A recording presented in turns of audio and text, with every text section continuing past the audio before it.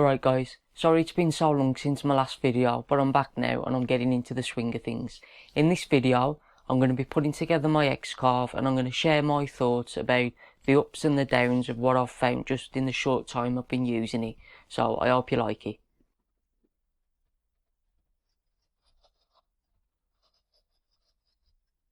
As you can see on the left hand side, just behind the actual table itself, I've got just a little stop block, and that stops the table from going too far into the opening, so that stops it from falling back.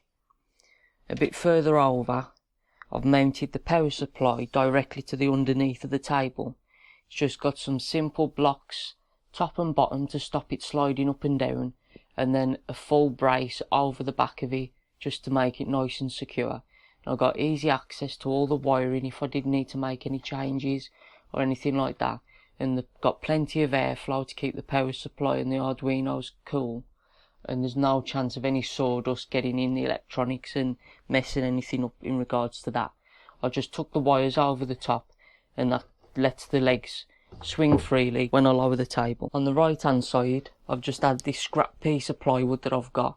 The main weight of the table wants it to go back into the actual opening, so very little chance of it coming forward, but just in case it did, I've got this here and that should just stop it from falling completely forward.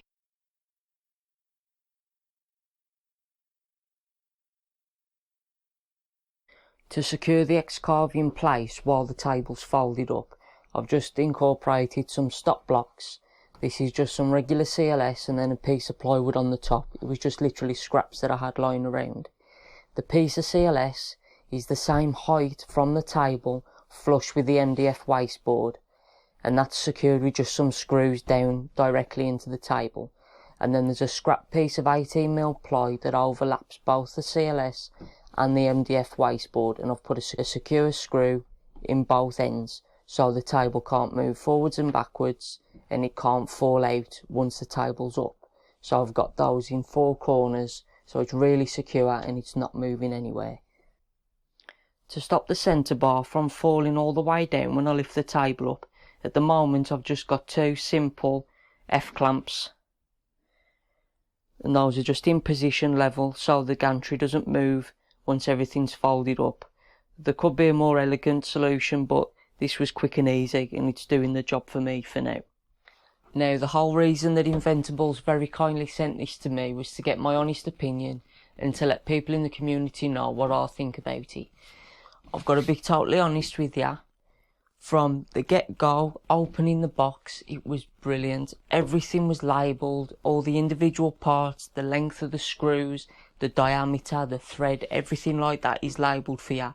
And they've also got individual product codes as well. So whilst you're going through the instructions, it'll tell you the part number, so you can always double check to make sure you've got the exact part ready for that step. I kept a note of when I started and stopped each day when I was putting it together. I managed to get it put together over 4 days with just a couple of hours each day, and I'll put those times up on the screen so you can see just how long it took me all together from start to finish to do every single step. It went together really easily. Instructions was very easy to follow. All the parts was there. I had a few extras as well. I was a bit worried, to be honest, but everything was fine, everything went well. I only had one issue following the instructions, and that was to do with the drag chain. It had labelled the step where you needed to actually attach the drag chain, and there's the male end of it that actually attaches to the X-Carve assembly. And the way it was labelled, it led me to believe that it was an individual part and it had got a model number. And I searched and searched and I could not find it until I realised that it was already attached to the main drag chain itself, and you just have to snap it off and attach it to the X-Carve body ready for the rest of the drag chain. So that was the only issue I had with the instructions, really. It took me a while looking to realise, oh, it is attached already. Once I'd got it all put together, I plugged it into my laptop to fire it up for the first time. My laptop recognised it straight away and it said everything was working perfectly. I got to the part in the step where I needed to check that I got the axis wired up correctly and that there was all moving fine, and they wouldn't move. The motors, the stepper motors, would not move at all the axes wasn't moving. So I headed over to the Inventables forum and I asked the question. I just let them know, look, all the wiring seems fine to me. I'd got the great lights coming on, but they just wasn't moving. After a few troubleshooting discussions back and forth with those, I messaged Inventables and they confirmed that the G-Shield was faulty that was sent out. So within 2 days, from America to the UK, I got a brand new G-Shield on my doorstep. I fit that in, everything went well then, all the motors worked and I could get ready carving. My first attempt at carving, the axis slipped along the Y direction, and that meant I had to double check on these belts and I could see that there was slipping. So I came back and I just attached some zip clips front and back on all the belts just to make sure that all the teeth are interconnected so they can't come loose, and now them keeping the tension and it's all working great. I did run the first test program where it actually carves out the easel logo with a smiley face in the middle and then my name to the right hand side, and it was doing it fine. But then when it went to do the outline of the easel, it actually went through the middle of the smiley face. Again, I went onto the forum and I had a quick look what could be the problem, and it turns out the voltage that was getting to the stepper motors was slightly too low. And on the G-Shield itself, there's 3 little indicators that you can get a little screwdriver in, and you just slightly turn those up and that increases the voltage. After I'd done that, I've had no problems since. I've tested multiple different programs. I've had the actual carriage itself move large distances, and I've checked the measurements and it all seems perfect to me.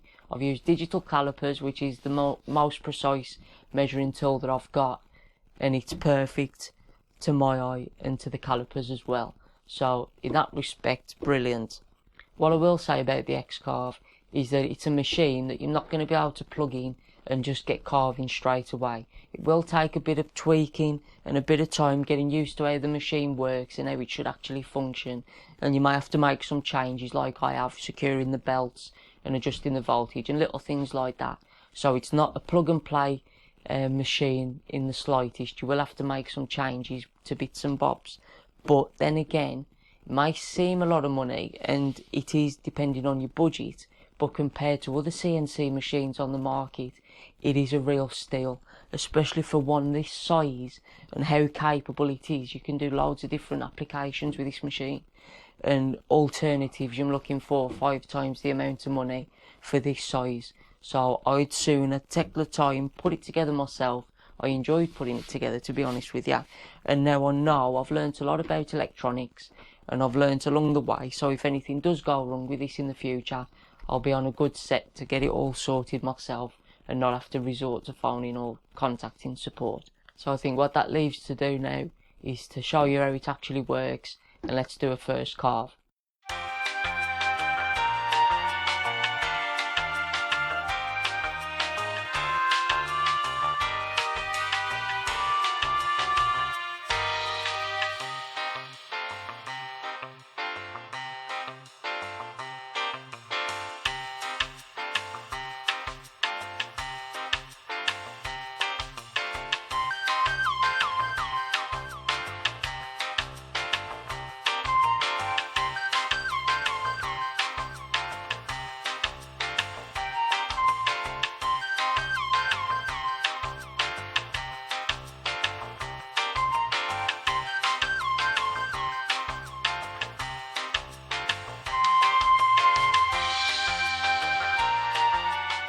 So that's it then, guys. I think you'll agree it's a great piece of kit and the possibilities are endless for its applications in my workshop.